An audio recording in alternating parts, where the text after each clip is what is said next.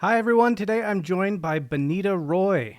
Bonnitta probably needs no introduction for most folks who will be watching this. I don't even know how I might introduce you.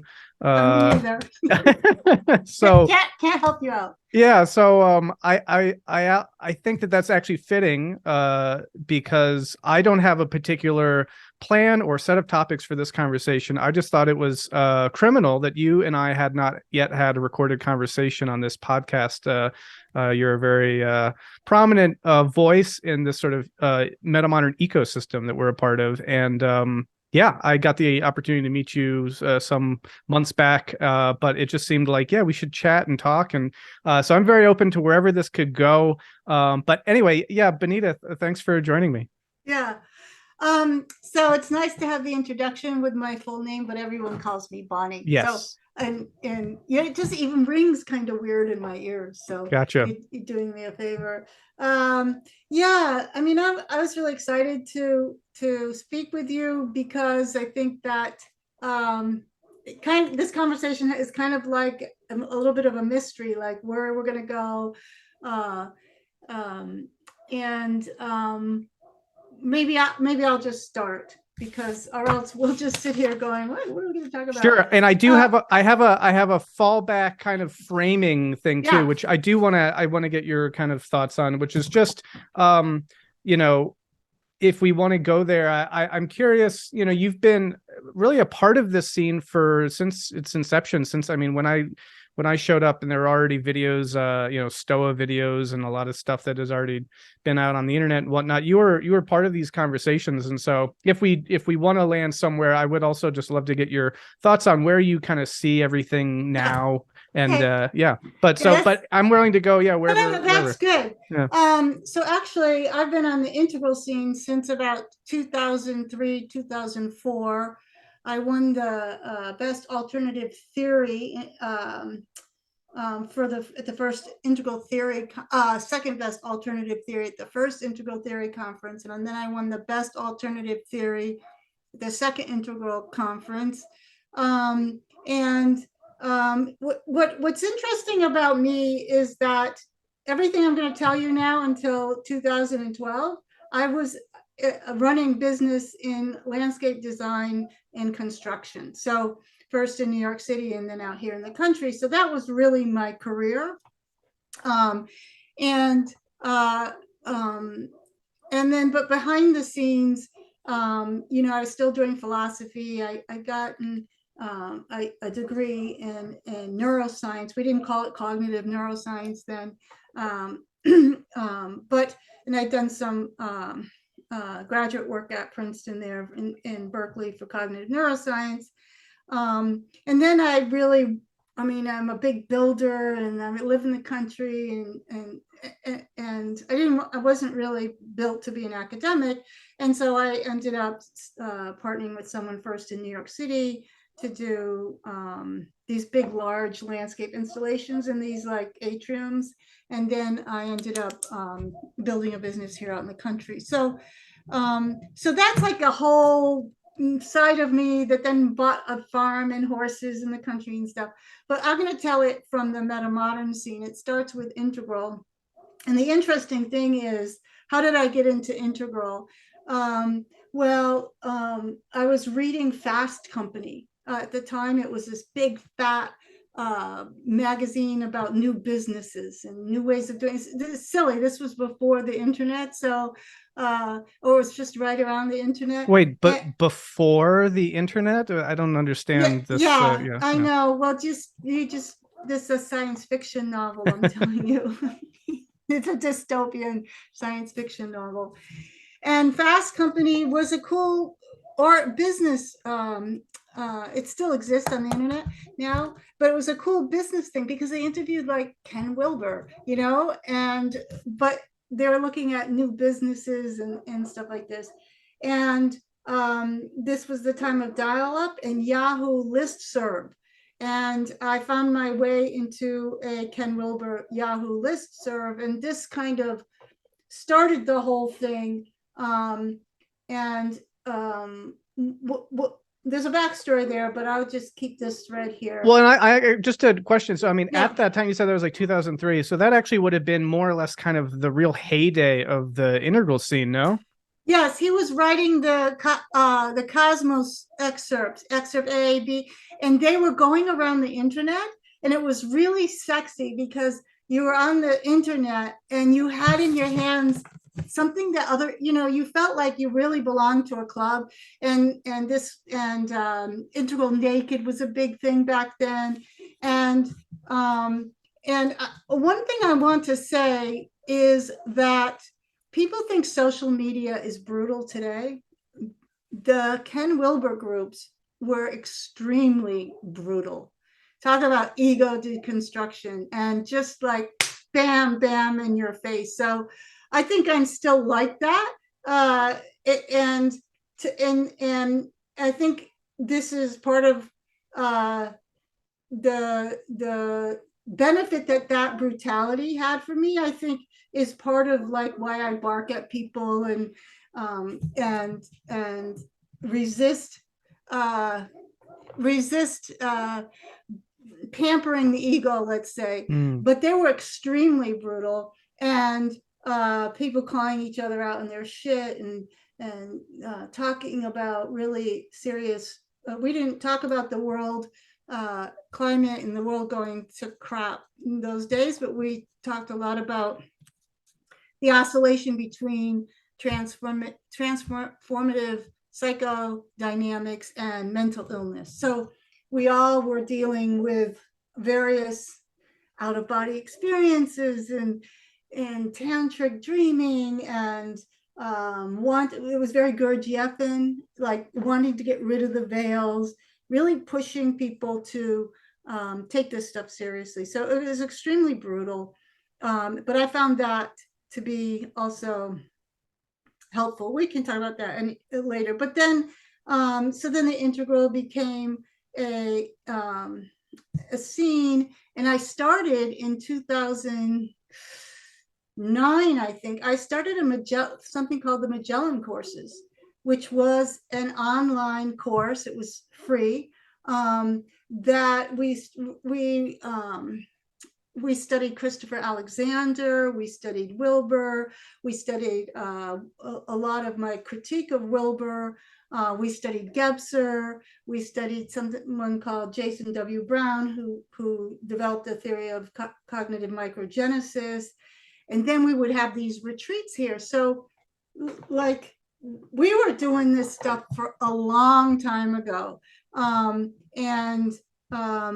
in some sense, quite prescient in terms of how we were doing collective insight practices, also very brutal, and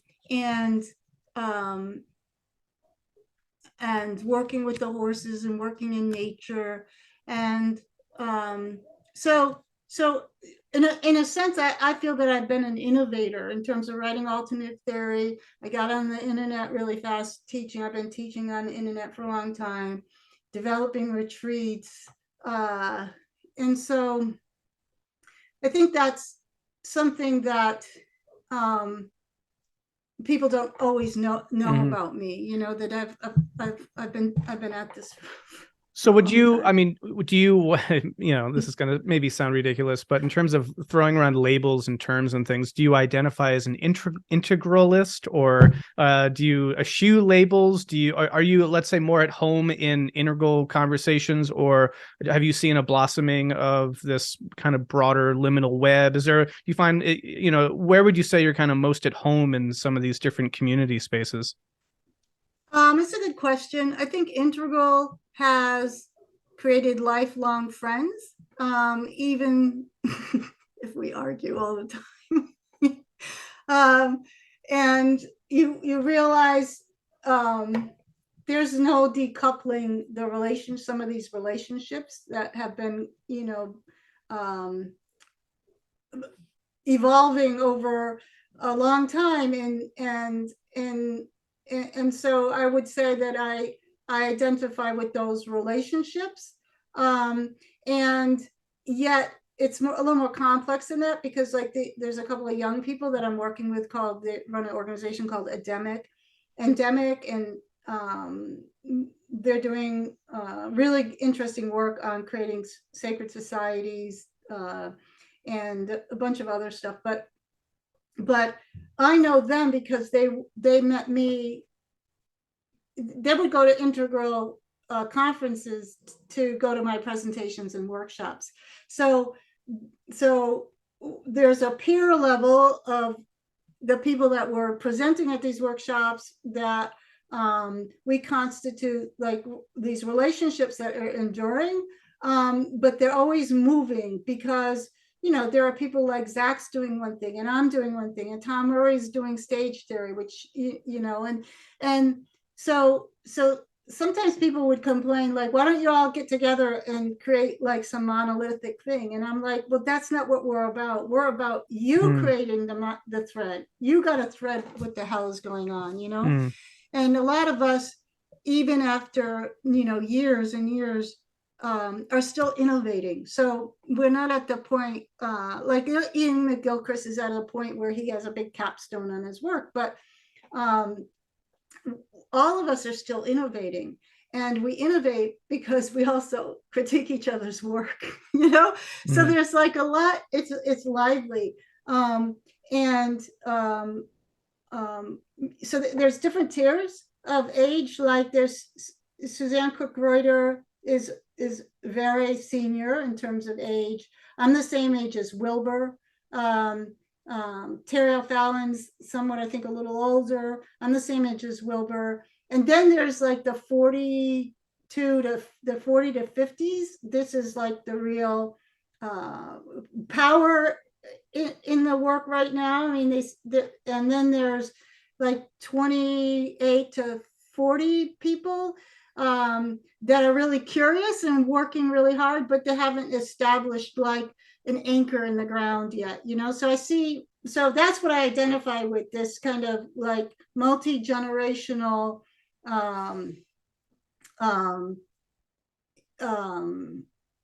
multi-generational set of relationships that came out of Integral. I call it the Integral diaspora community. Well, I'm curious. So I just gave like a presentation. Well, not it just posted. I gave it a presentation months ago now, but to Integral Life on the topic of comparing, contrasting Integral and Metamodern or Metamodernism. How do you see that relationship and the discourse around metamodernism? Is that a term that you use with your work, or I mean, it seems like again you're sort of in spaces that definitely I would consider a part of this metamodern ecosystem. What's your relationship with metamodernism? I would say I'm in the ecosystem because it's postmodern. Okay, so that identifies you at least in the same playing field. I know there's a lot of different, like Lena Anderson, and then there's the whole cultural metamodernism. I can't remember the guy's name, but I can see him on the video there. I'm mostly associated with David Gutz, and even more than Freineck, his pseudonym or whatever. But my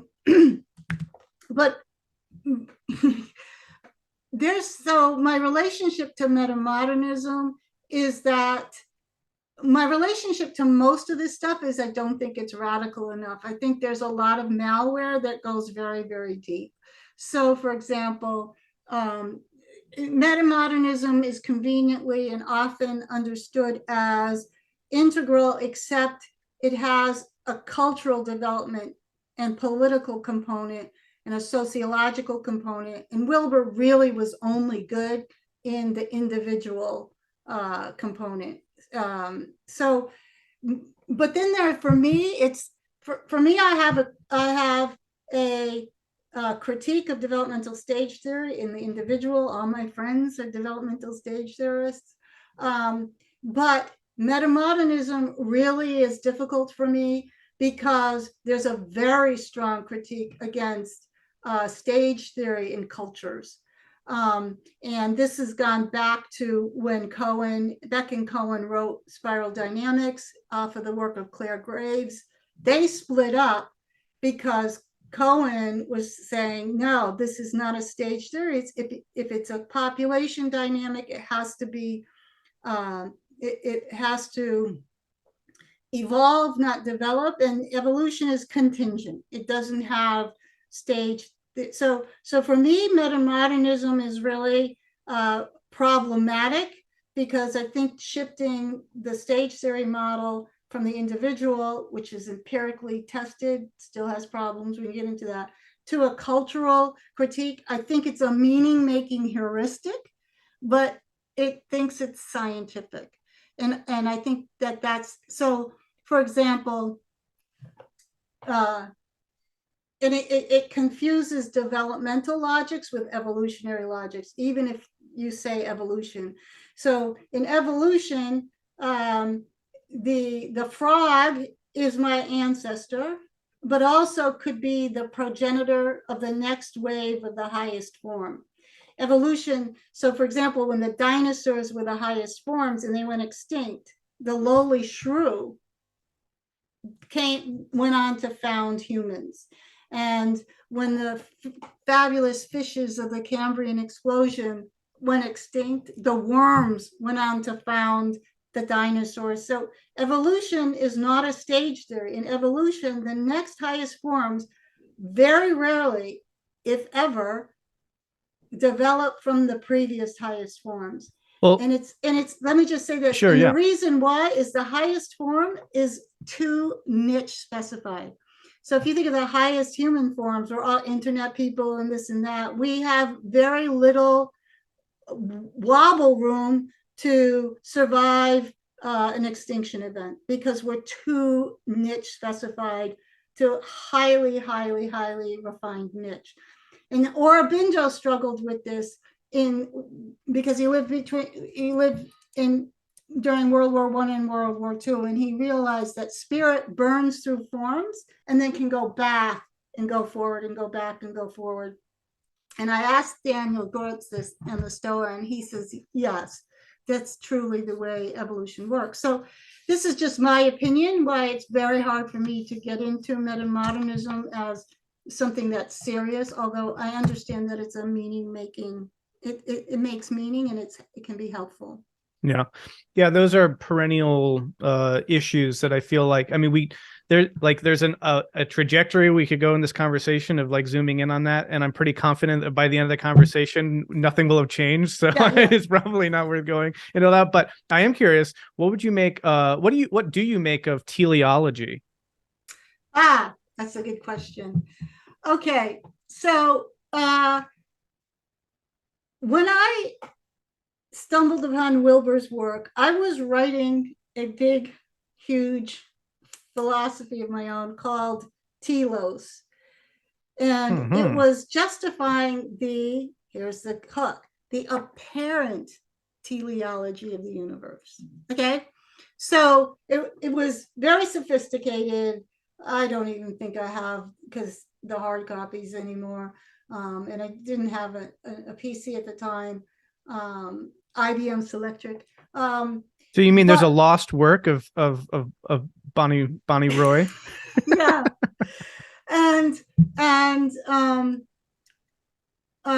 So that's an interesting question, because it throws me back to like this initial impulse before I knew anything about Eastern philosophy, and then when I met Wilber, like this whole other kind of psychoactive work and understanding some of the perennial problems from an Eastern viewpoint kind of terminated that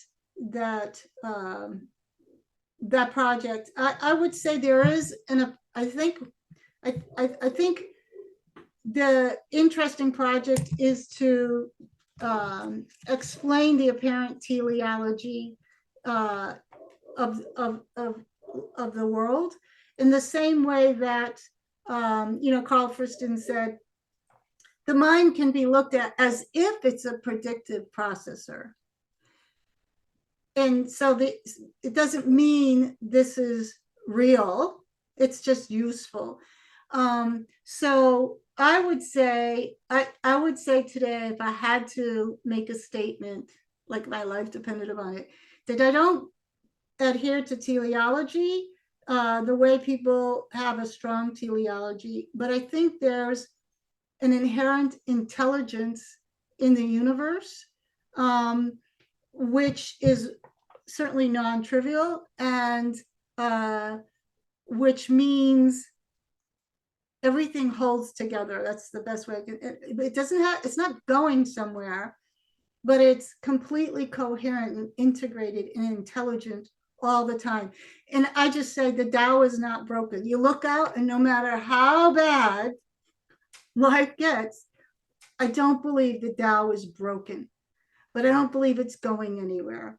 I think the fact that it's not broken and it's intelligent makes minds like us see that as teleological, versus just that it's intelligent and it's never broken. Mm-hmm.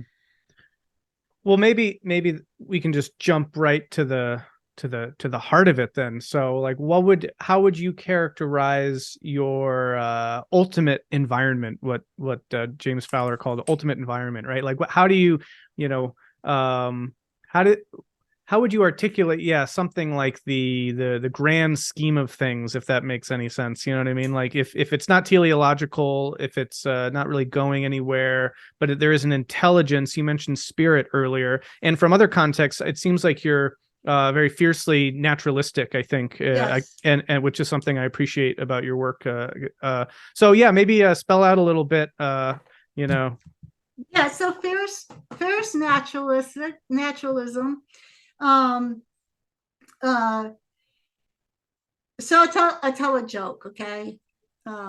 So the joke is, I agree that spiritual, human life has a vertical dimension. But most people say vertical and they think it means up. That's like saying horizontal and think it means left, right? So this vertical dimension is always the whole stack. And what I know, and okay, now I just realized here comes the weeds. Nice. Okay, so there's a vertical stack, and let's call them mutations, right? So let's look at one interesting mutation. There's many, there's morphological mutations, there's genetic mutations, there are all kinds, but let's look at one more interesting mutation. And that is that at a certain level in the stack, which is talking about life, we're not going to go that far down, so we don't get that far in the weeds. At a certain level in life, there's only sensory motor feedback. The world and the organism are so beautifully coupled, right? And whenever we talk about these levels, there's always organisms that we don't know where to put them. Language has to categorize them one way. Is a virus alive or it's dead? Well, it's neither. So I just want to say that this kind of conversation is coarse-grained. But then at a certain level in an organism, two things happen. One is the organism can simulate its environment. And so the first thing that happens is the organism can simulate its environment. And what comes along with this, curiously, is what I call pure abstractions. So a honeybee doing his dance waggle to say where the honey is talking about the way the parallax in the sun in the sky at a certain time of day, you're going to orient relative to that, and you're going to go so far. That's a pure abstraction, right? And so the honeybee, through its body, can simulate something in the environment. Now, this is huge. This is like, you said I'm a fierce naturalist, like simulating your environment in pure abstractions, way down the stack. Okay. Now, the second thing that the next level of mutation is organisms who can simulate hypothetical environments. So rats can simulate hypothetical environments. And what they've noticed, I can tell the story, but I won't, is that if you train rats to run maze A and maze B, right? I know what you're talking about. Where did I read that recently? Yeah, you can see, maybe I read it in Greg's book, where the rats will get to a fork in the road. You can see them kind of almost think about which direction to choose. Is that no. Oh, no. So they know A and they know B. Do you want to tell you the backstory? So this researcher was researching rats, but instead of watching, they have electrodes in their head permanently, but instead of watching blips on a screen, he realized that humans can hear variation in sound much better than see rhythm on screens. So he would have the activity of the rat's brain produce sound. And he worked with them so long that he knew what the song of running maze A was and the song of running maze B was. And one night he was working late in his studio. It happened by happen chance. And he forgot to turn the instruments off, and the rats fell asleep, or a rat fell asleep. And he heard a song he'd never heard before, and it was a mashup of A and B. So, interesting. And now it's proven that during REM sleep, this is what we do. We create hypothetical environments. And you see, for a rat, it's very important because, like, if you figured out how to get around this tree and one day this tree, it's pretty probable that one day you'll see a tree that's the roots go partially like this and partially like that. And this solved the reason why rats learn in the laboratory faster than people would expect, because they are running hypothetical environments in their sleep. This is a huge evolutionary mutation. Okay, so that's the next one. Okay, running hypothetical environment. Okay, now we get to go ahead. I was just going to say, I think actually where I encountered that was there's a book called The Evolution of the Sensitive Soul by Ginsberg and Jablonka, and they mention some of this too. And I think it's very much related, but they're talking about where what you're calling a mutation sort of shows up in sort of the phylogenetic chain, and the way that rats, can kind of hypothetically, you can see them sort of hypothetically running the maze sort of, abstractly before they actually do it. But I wasn't aware of the sleeping sound music. That's cool. It's a good story. But of course, once we come to humans, the kind of mashing up of hypothetical and demi-real and surreal and virtual, it gets crazy, right? Because we'll get to that, but let's kind of keep telling my story here. Okay, so the next simulation, which is not, as far as we can see, in the animal kingdom, is other than humans, is humans can simulate themselves. Okay, now okay, so humans can simulate themselves, and now I'm going to just say one other thing. What is a simulation?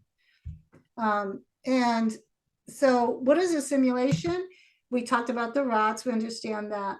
But with a simulate, there's a basic sensory motor formula. Arousal energy happens. You use your perception, your ears, your eyes, your kinesthetic to achieve an action that satisfies. Arousal, perception, action that satisfies. Once you have these mutations, the aroused energy can go into virtual perceptions, right? So, for example, let's say you and I are plumbers and we're trying to figure out how to set up the plumbing in this house. Well, we will enter a shared simulation. I'll say, well, what if we put that pipe there and we put a 4x there and then off, so we're entering a shared simulation. This is very helpful, right? It's not helpful when you don't know you're running a simulation. And so one of the things I teach is this sense of so there's biomarkers when I'm remembering something. it feels a certain way. When I'm imagining something, it feels a certain way. When I'm simulating, so what I teach is for people to understand what state of consciousness they're in at any time. Are you running a simulation? Half the meditators on this planet are just running simulations and watching mental phenomenon in their mind. It's just a simulation that's been facilitated by certain instructions, but they don't understand the difference between, they don't have this biomarker, so like when most people run simulations, your mind, your Jamboard's usually up there somewhere on the upper right hand part of your brain. And the reason why simulations are organized this way is because when we have the mutation that allows the organism to simulate virtually inside virtual perceptions, that biological mutation exapts the place cells, the subsystems in the animal that know where they are organized in place. So we basically build these little environments where we put things up there and we put things over there and we put things here, and it's dimensionality. So I forgot what the question is that made us have to get into the weeds. Oh, fierce naturalism. My point is that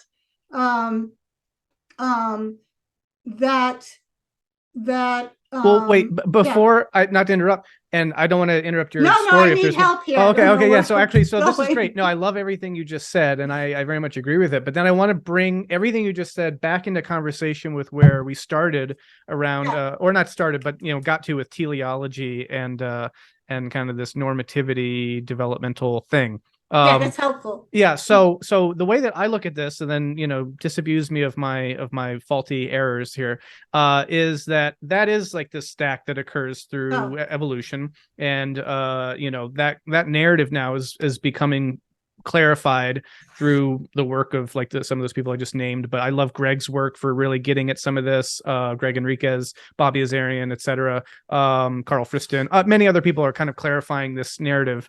And I think it does offer us a way of thinking about, let's say, directionality. Teleology is a very loaded word, right? But there does seem to be something that is sort of increasing as this process is unfolding. And you named it, I think, which is that there's this sort of arousal of energy that leads to sort of a perceptive capacity that leads to action. So there is this action that is at the end of this, sensory motor cycling, and this increasing capacity seems to be having an impact on the sorts of action that these entities, these organisms, are able to achieve. That if you're able to sit, and Richard Dawkins basically said as much, that organisms that are able to simulate their environment have an adaptive evolutionary edge over those that don't, et cetera, et cetera. And so then you kind of just see this process cycling on itself, iteratively, recursively, sort of generating higher and higher levels of sort of abstraction, kind of reflective capacity to simulate, to make hypotheticals and counterfactuals and this sort of thing, right? Mm-hmm. Now, here's what the point that I would make about all that is that this is a normative process, because anything is normative, right? If you have an end goal that you're trying to achieve, and that goal can be it can be achieved or it can't. It can be, you can be aided in your efforts to achieve something, or you can be thwarted. And so that is sort of, and Terence Deacon talks about this, right? So then you get this sort of notion of, if not teleology, then at least teleonomy, or some kind of directionality that things are moving towards. And it seems like the organisms that are able to simulate more have more causal power. And that there's sort of more ability that they have to navigate their environment more successfully and to influence their environment in a greater capacity. So it seemed to be that this bootstrapping, this sort of stack that we see emerging from this narrative, creates organisms that have greater causal power in the world. And you can, think about Michael Levin's cognitive light cones and that sort of a thing. Yeah, so I wanted to throw that by you and see how does that land in terms of thinking about teleology or normativity through that lens. Yeah, so this is great because we're operating in the same field, and so what's we're trying to parse out why we have different. It all comes from intuition at the end. We can't prove anything, but this is good. All right, so the first thing, so I agree with you. There is an apparent teleology. So we just set that as a point of agreement. We know that if we sussed it out, it's not the exact same thing. So this is, now here's the problem. So that stack we agree on broadly. So that stack is the nature of mind. We call mind when we have this mutation that is a simulated environment, or the simulation of environment. Now, intelligibility we would say goes much deeper than that, but this is how conventionally we use the term mind. Okay, so the nature of mind then has got these these mutations, but that doesn't mean the kind of mind we have today is in the right direction. It doesn't mean that the kinds of simulations we're running is in the right direction. So it's kind of like there's a mutation when organisms, well, this is very deep because the gap junctions are kind of communications, but there's a mutation where people can write. And this allows communication to be stored for long periods of time, to be traveled all over the world, away from the original author, etc. So that's a very powerful mutation. But what you're writing as a culture may be not higher on the stack at all. It may be destructive. So the fact that you have these powers by themselves does not mean the kind of mind you have today is incoherent with the nature of mind, which is your teleology, which we'll talk about later, that I'm not right on the same page. And this is the problem that I think everyone makes. So for example, that the kind of simulation we have goes into AI doesn't mean it's the next mutation. It could be just the fucked up way this mutation is going right now. And so the nature of mind and the mutation is one thing, and then the kinds of minds we have today is another thing. And I actually argue that that when people started thinking with thoughts, that was in the wrong direction. Oh, interesting. Okay.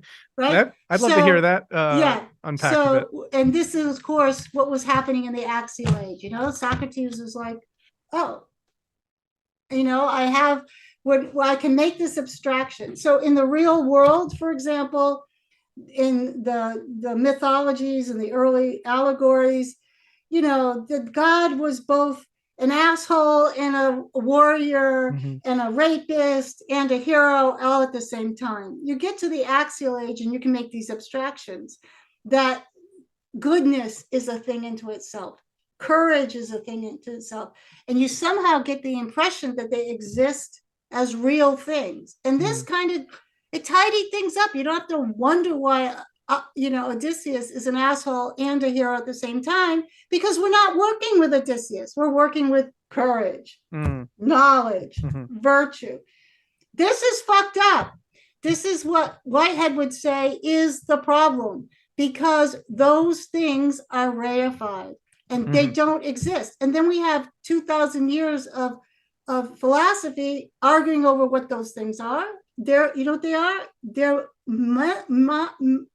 mental phenomenon. They're just simulations. They're not real.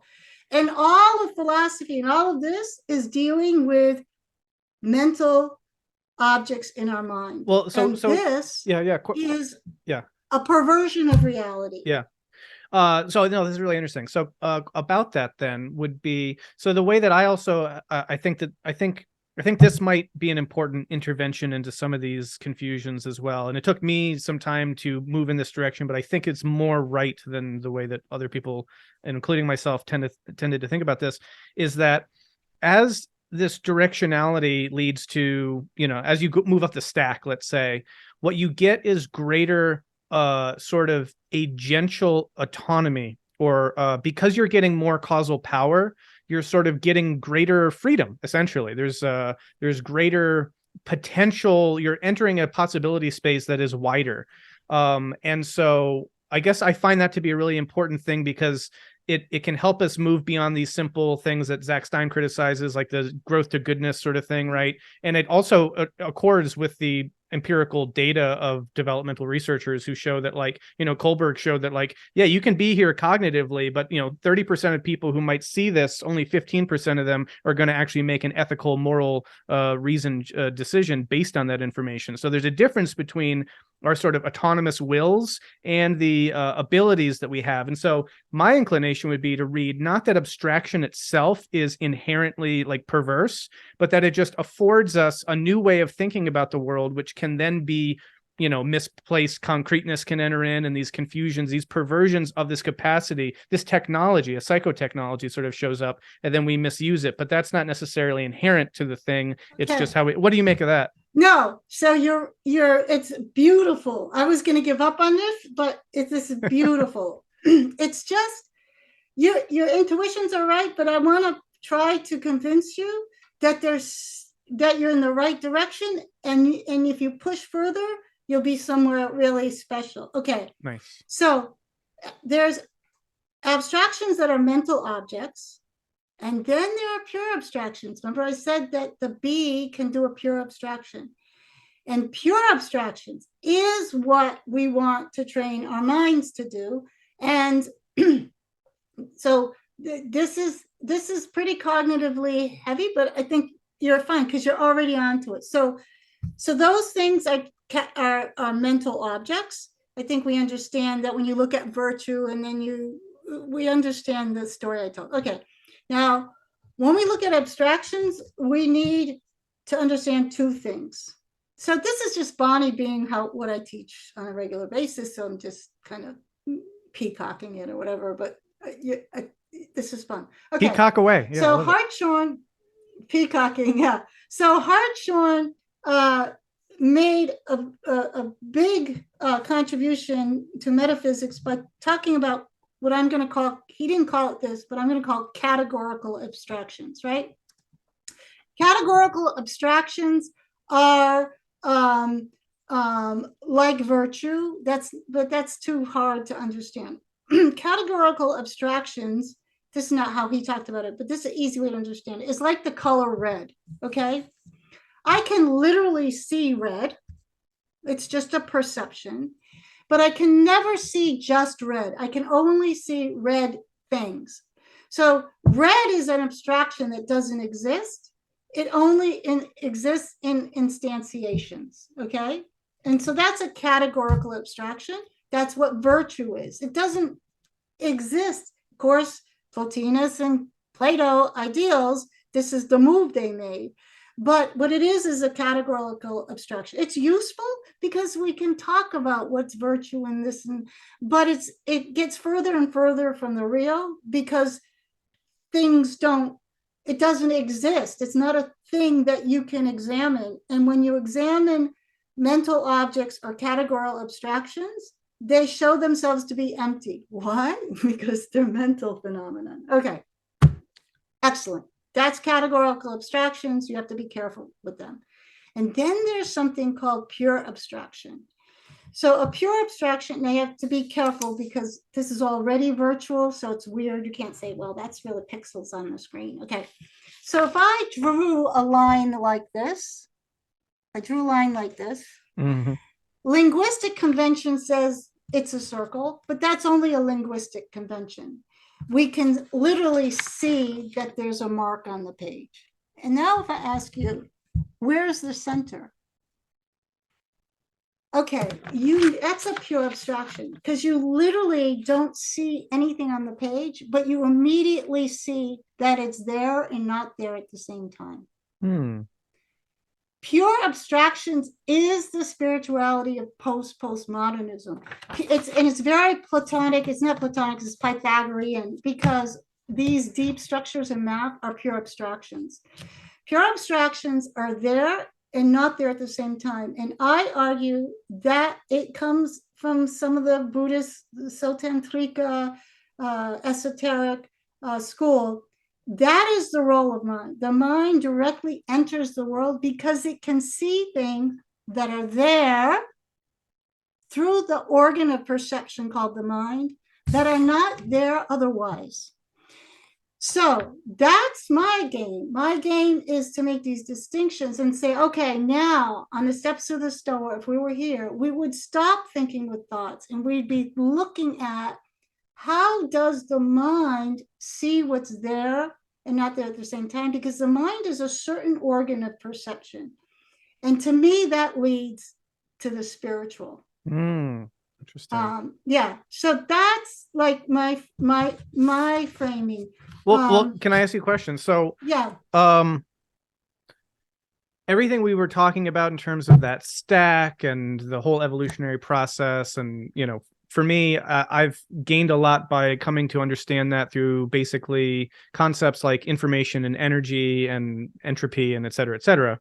And it seems like information is really crucial to that whole narrative. And I guess that's one way of asking the question. I guess I'll ask it like this. What's the relationship between pure abstractions and information? Information in the sense of like, a difference that makes a difference, sort of, right? It's like, and I guess I'll preface that a little bit more by saying what you were describing as pure abstractions, it resonated a lot with me in the way that I tend to think about information, because it is like kind of there and not there, right? It actually has causal power in the world, but if you were to try to point to an information pattern and like what it's doing, it's not really doing anything per se, other than through a network of relationships that are having, et cetera, et cetera. Anyway, so yeah, all that said, how would you parse the relationship between information and pure abstractions? I would say that I could say it different ways, and you hit on all the right words. We're in the same ballpark, which is great because we haven't talked about this, and stuff is really esoteric. But not everybody can see that the center of the circle is there or not there at the same time. It's like magic, right?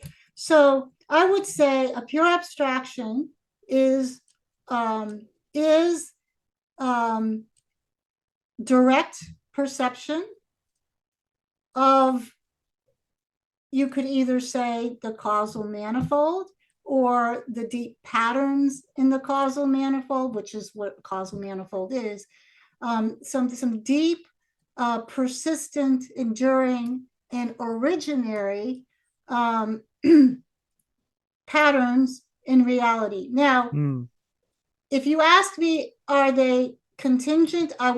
They could be contingent on another universe, but it's impossible. That question now is not important. In our universe, they're so fundamental. You could call it information. It's so fundamental that it won't make sense for people in this universe to ask about whether they're contingent or not. Okay. You understand that, right? Because they could be contingent on a whole other universe that died and then this one came, but this is not helpful to understand the nature of it for us. It's like the saying, are the laws of nature, are the constant laws in science? Now, I'm not saying, are they the articulate? Okay, so now is science tapping into pure abstractions? Well, science is, this is again very tricky. So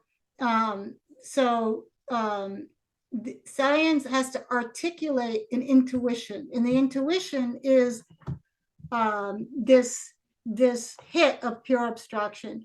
The articulation now starts to have problems with translation, and it can lead to partial truths. Okay, so we know that. And what I mean by science is old-fashioned science, not like data run through simulations and probabilities and this and that, But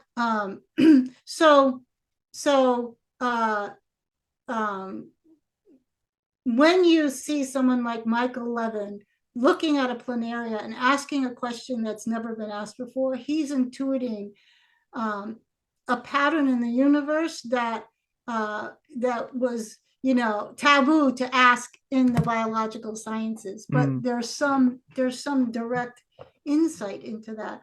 And then science has to, I say science is a set of protocols to achieve results predicted by theory. So it gives you a feedback loop to be somewhat confident in the way you articulate reality. So this is at the edge of my thought, which is great. I love that feeling, and I'm just gonna throw these ideas out and see what they where they might go. So dance. yeah. So part of where do I want to go with this? Or I know where I want to go. I'm trying to see my best way in. So there's the model of hierarchical complexity. Let's use that as a way of thinking about organizing information, which is essentially what it is. It's a hierarchical, obviously, coordination and organization of information at multiple levels. There is this abstract phase or abstract stage of the MHC that is sort of like hypothetically where the mind is able to make these kinds of abstractions. I want to just kind of put a peg in a question, which would be sort of like, I'd be curious how in your differentiation between pure abstractions and categorical abstractions, where that lands. I assume that what that actually refers to is the categorical abstractions in the way that you're talking about. Yeah. And so then I want to move into, all right, if that's what comes online, so to speak, at that level of hierarchical organization of information is abstractions, then you get levels above that in which you're able to relate abstractions to one another and find conservational dynamics that are definite and identifiable and recognizable about, oh, this abstraction is actually related to this abstraction, and when we move this one this way, this one comes with it, or when we go this one up, this one goes down, right? We can find these sort of linear relationships, and then that would be the next stage, which is formal. Then you get into finding systems in which those formal relationships are embedded.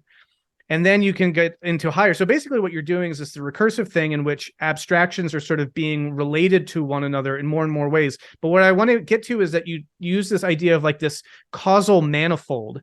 And I like the way that Daniel Gortz talks about sort of paradigmatic thought, which is like it's topological. Like you can see it's sort of like, you can see how if you extend, it's almost like a Einstein, fabric of space-time sort of thing, right? Where it's sort of like, if this goes up, then you'll see this thing will dynamically move in this direction. And it's sort of, there's a causal relationship between these complex host of abstractions that have themselves an abstract relational property or set of characteristics about them.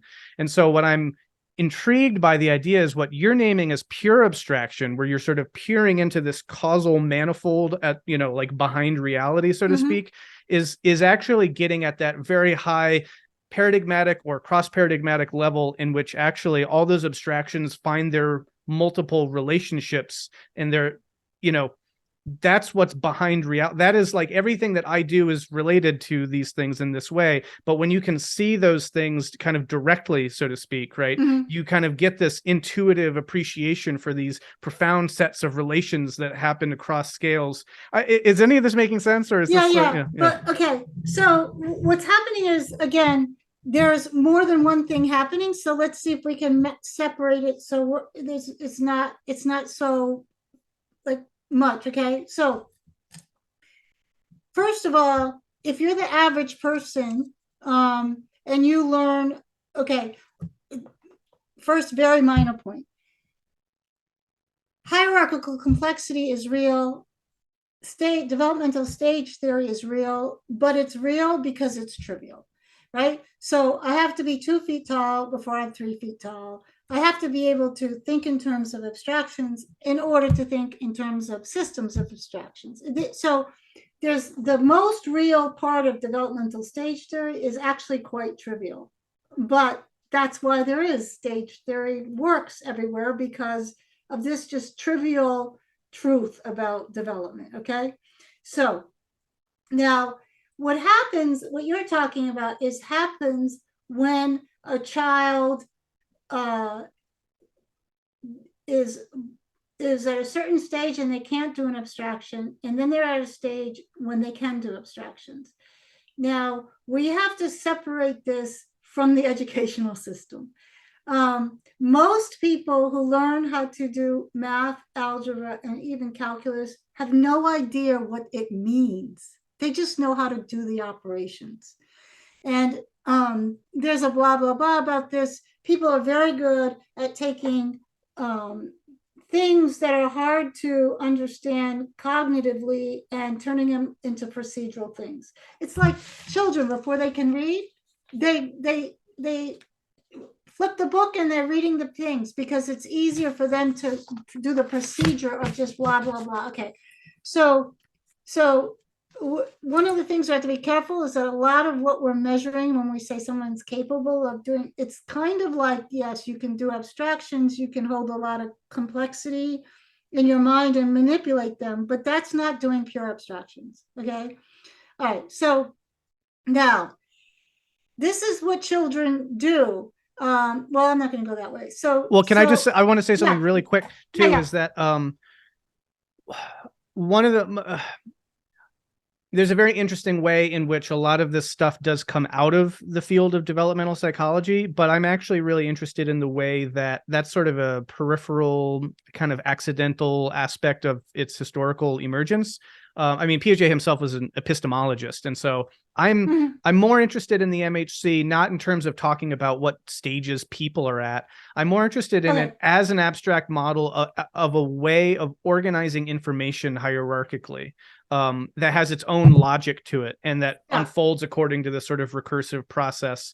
And if it's true, if it's a legitimate way in which we can think about the way that kind of information, specifically abstract forms of information, because there are all kinds of information, and to some degree all information is abstract, but the bee dance, for example, is a different kind of abstraction than having a mental abstraction the way we're talking about. So there does seem to be a way that the MHC is talking about a specific way in which symbolic or abstract information can be organized that we only see evidenced by human beings. But yeah, I'm not interested, just to make that point, I'm not interested, and I hate all the stage theory, let's see what stage this person that. It's more just like, if this is true, this is an abstract model for the organization of information, and this might tell us something deep about that causal manifold that you're talking about, if it is an informational kind of background. That's all. Okay, so one of the things people can do is they can do theoretical math, right? So when they came up with the non-real numbers, like the square root of -1, and then what's interesting is they can then find usefulness for that after the fact. Now, there's great things. There's great videos on the internet. So when and I know this is, again, sounds like I'm backsliding, but I'll get there. So there's great videos on the internet that show like what a sine and a cosine really are, is a tangent line and a radius moving around a circle. So when there are people who relate to math like that, they see the abstract symbols and they know what it actually means. Until I saw the videos late in life, I didn't know that's what it was. Like it's really talking about something real. Okay, so the problem is that people can get very, very high and complex abstractions around abstractions and not have any idea if it's tethered to the real, because those are two different skill sets to manipulate abstractions and to see what they mean. And the second skill set is what we would call truly a metacognitive move, not just higher and higher cognitive complexity, but it somehow cuts through something. And this is when great science happens. Like the whole edifice is just cut through by, like, Max Planck. He saw all these terms in all this physics, and he's like, well, how are they related? You see, the very intuition to ask that question is really the pure abstraction. The rest is, the labor you have to do to suss it out. So my question, okay, and then there's another thing, and I just, because I'm doing this course with Illich, one of the things he said about modernity is that, and this is true for all cultures, that there's always, as things get more and more complex and build on themselves, there's less and less opportunity to include what has been left out. And so you're basically building more and more complexity, and eventually the malware, the mistake at the beginning will become the huge problem at the end, because it's grown iteratively. And so I wrote a preface for the Metatheory in the Anthropocene that talks about how there's different ways for the mind to grow. And one of it is this increase in complexity, but another one is this release complexity, to see, for example, that the abstractions, like I was saying in Vermont, that it's, once you see it, like that they're context dependent, it blows your mind. But then there's a reset, right? So that's what I'm saying. There's like different things going on. There's the normal person's way of just manipulating symbols. That's a certain cognitive skill. There's people who can see Euler's equation and they can see that it's. Would you, I know Yeah. Tom Murray talks a lot about that aspect. Are you describing a similar thing? He is often emphasizing the letting go, the releasing, the simplification, or is this a different thing? Yeah. So he got that from my work. Oh, okay. He's very good at citing that. And he used to help teach my master's course, and we built on that. Okay. Yeah. So the whole point is it works until the elephant in the room is bigger than this. So how do we know this? It's very easy to know this. You keep adding more effort and you get less and less return. And so Keegan, for example, will say, we're in over our head. The problems are growing faster than our ability to cognize them. This is a key that we're not cognizing in the right way, because he's basically saying the more we try to educate up the hierarchical complexity, the more behind we get. So this is in all parts of life. This is a key indicator that you shouldn't increase the complexity along the trajectory. You have to release the complexity. And then once you get it, and you have to change your view, if you can twist your head around, it's like when Ptolemy had worked out all the math to predict the position of the planets in the night sky. And it was very complex because he won an award, money, because he had to explain why there was retrograde, right? So it's very simple. Mercury goes around the Earth like this, and sometimes it goes like that. And Copernicus comes along and says, oh, let's just see these things as going around the sun. It released all the complexity. It didn't reduce it. It gave us much more explanatory power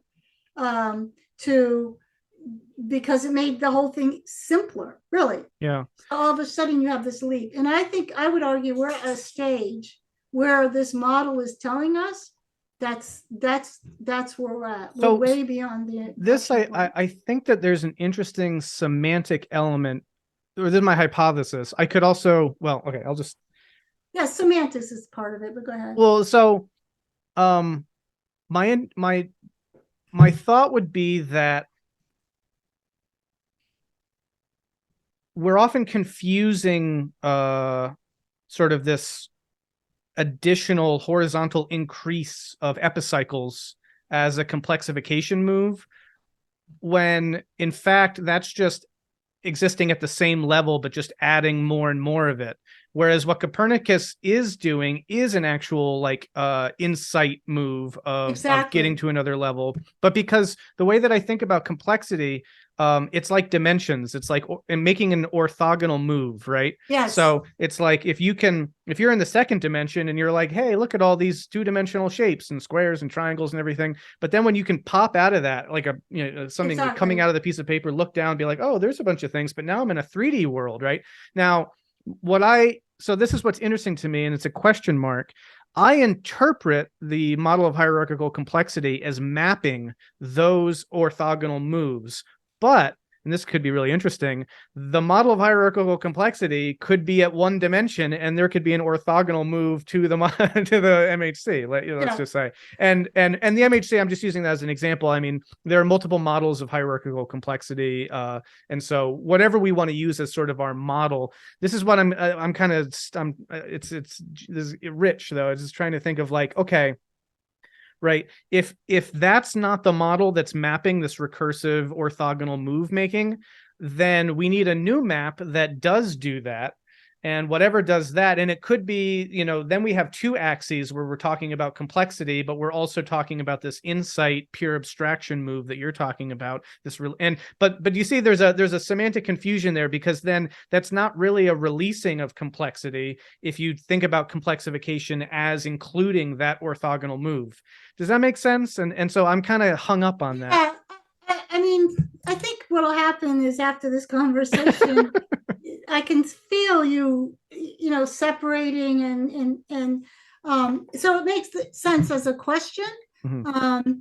But let me toggle to another story and then see. Sure. Because we'll get exhausted just trying to like capture this thing, like, okay, so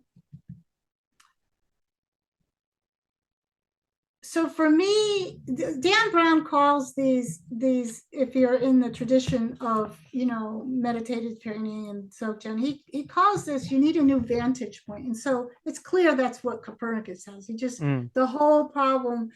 And so this is an insight practice. So here's, for example, here's a little insight practice question, right? So if I say to you, we have this problem with the environment, we're destroying it, okay? So let's ask this question. I say this to my students all the time. Are we in nature the way candy is in a box? And people say, no, of course not. But most of the discourse in environmental studies, the mental model that is constraining is that we think we're in nature the way candy's in a box. It sips, no one believes that, but the discourse and the grammar is constrained by this mental model. And so then I say, then how are we in nature? This requires a vantage point shift that we don't quite have yet. This is the work I'm interested in. So it can be as simple as that. Now, secondly, is that my hunch is that the next mutation does not come at the end of what hierarchical complexity is measuring. It comes from nature, just like the other mutations. We can't think ourselves into the next on this ladder. We can't think ourselves into that mutation. We can only ride the wave and do what we're doing as best as we can and get better at saying, no, it's probably not that, and not to act on that. So, for example, we all learn how to speak. At a certain part in our evolutionary history, we learned how to speak. Of course, not all of a sudden, but nobody knows how you learn how to speak.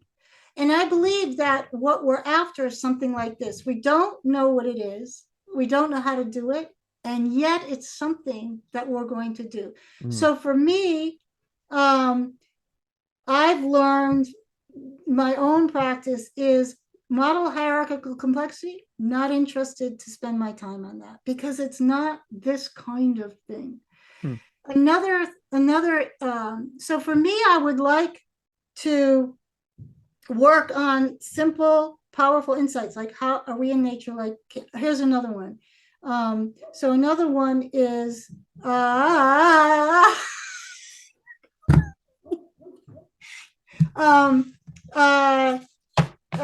that it? No, there was another. Oh, I thought you were doing like a Zen thing, and I was like, oh, this is interesting. It was right on the tip of my tongue, and now it's gone. So, but anyway, so for me, stage, those complexifications, they're interested, but for me, Yeah. I just see them as dead ends, and I'm interested in this other move, this other thing. And the other thing is that I believe that that information is in nature, in our relationship with our animal nature and nature itself. I think we have to return to the source, which is not an abstraction. It's not information at this point. It's our kin right down the stack. I happen to have experiences. This is, this is my thing, where most of these things that I'm talking about that sound extremely cognitively complex, I've experienced because of my relationship with nature and the horses and the woods and gardening, and noticing how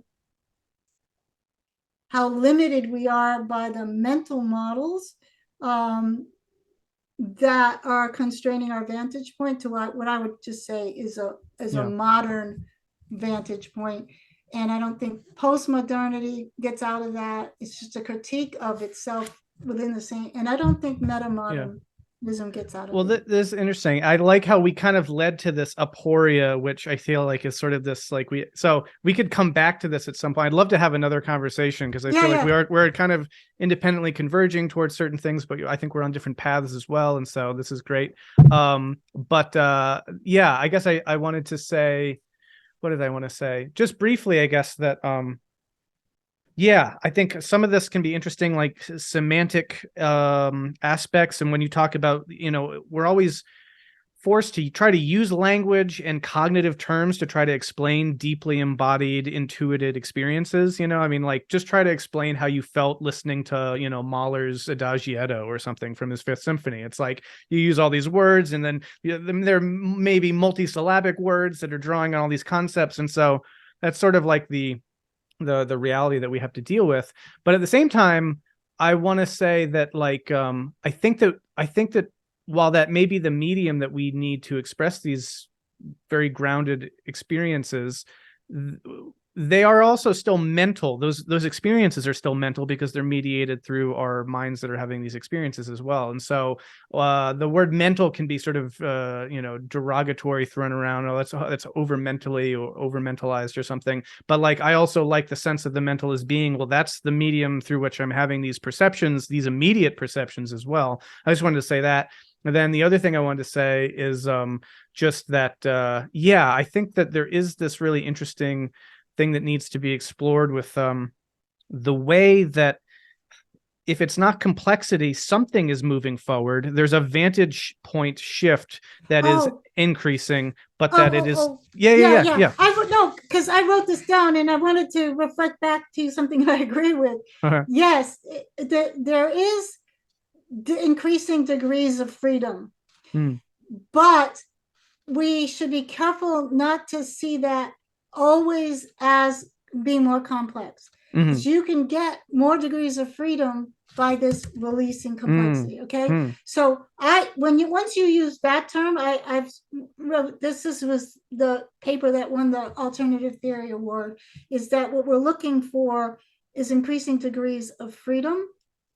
And then you wrote something about a gentle causal, but maybe we could talk about that next time, because now there's a lot of weeds in that. But that, I agree with you. I wrote it down and I forgot to say it. But that's something we can both feel solid about.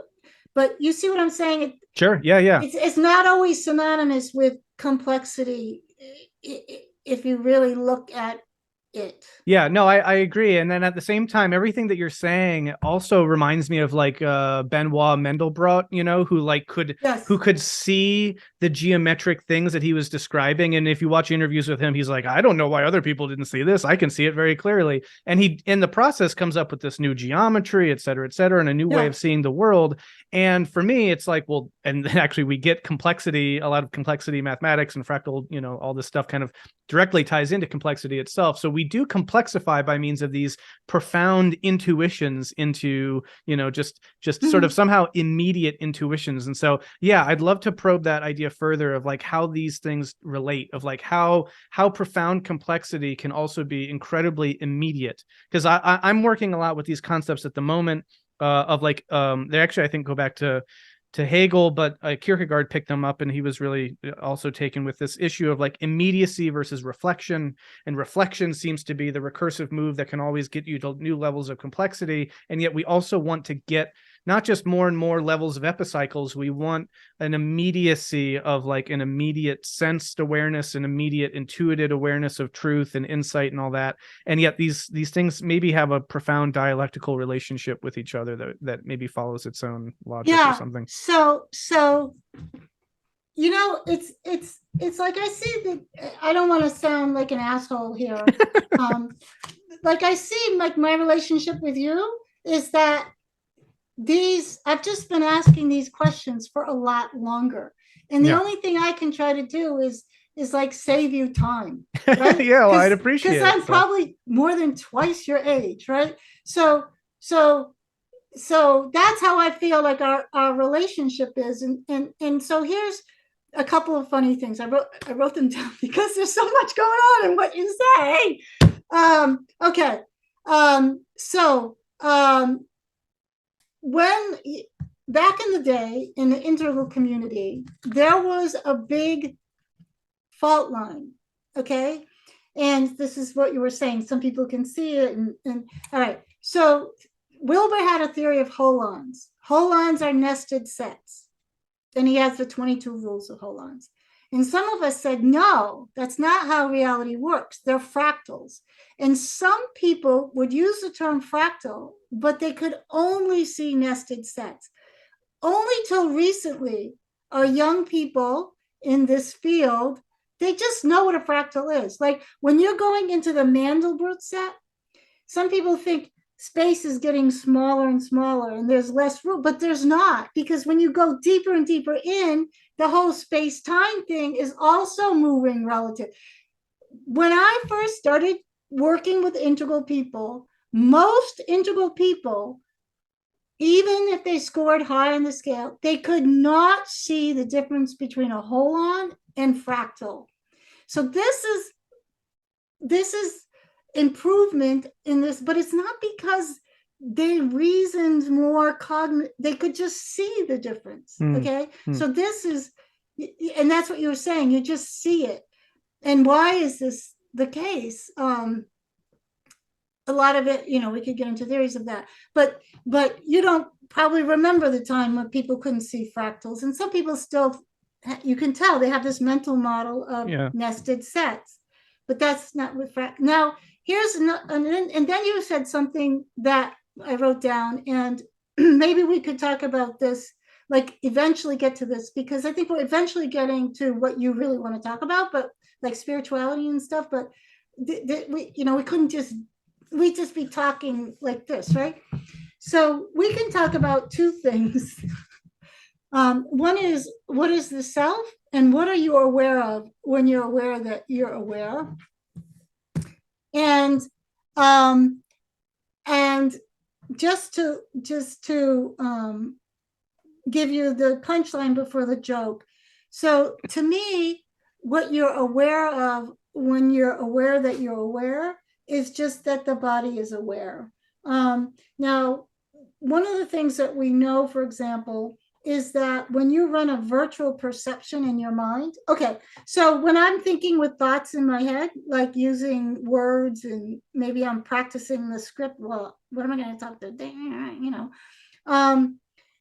There's micro actions in your mouth, in your tongue, in your vocal cords that create the illusion that there's mental activity going on, but it's just your body. This is why Google or somebody, MIT, they could create this thing, and then when you went and did like inner monologue, it can put the text on the thing, because every single mental activity is a subthreshold muscular nervous action of the body.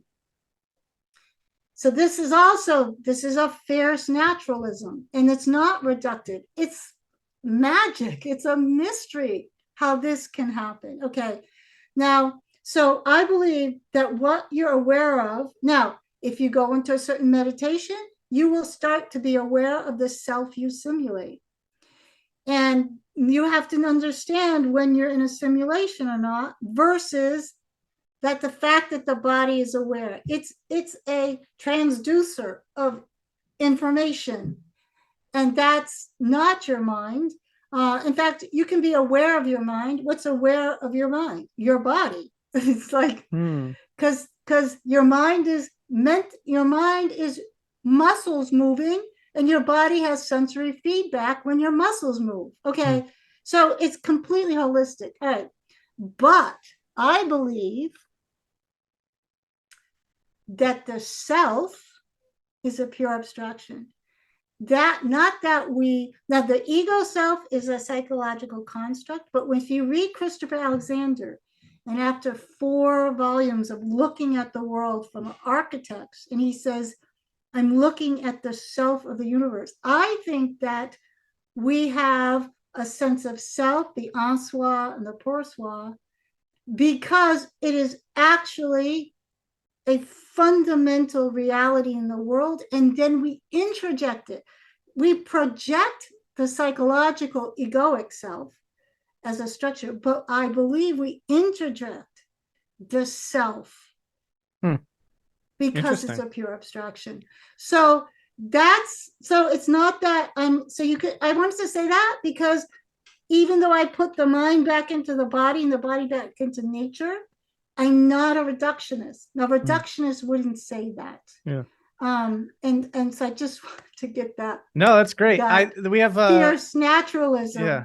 There's a lot there. Obviously, I mean, we're just kind of scratching the surface here, but this was awesome. I really enjoyed this. And yeah, next time we talk, I'd love to get into all of that, because I'd also love to ask you some questions I have about meditation and what it's doing and that sort of stuff as it relates to complexity. And we can get into the self and information and abstraction more. And but yeah, let's draw to a close for now. But thank you. This was awesome. I really enjoyed. I think a really good model to have a conversation that we should be having, like really kind of a lot of openness, reciprocal opening in this conversation. Sure. And I thank you so much for inviting me. It was just fantastic. And lovely. Yeah. Well, again, we'll pick this up and have a round 2 or round 3 and go from there. But Bonnie, appreciate it. Thank you so much. Thank you so much.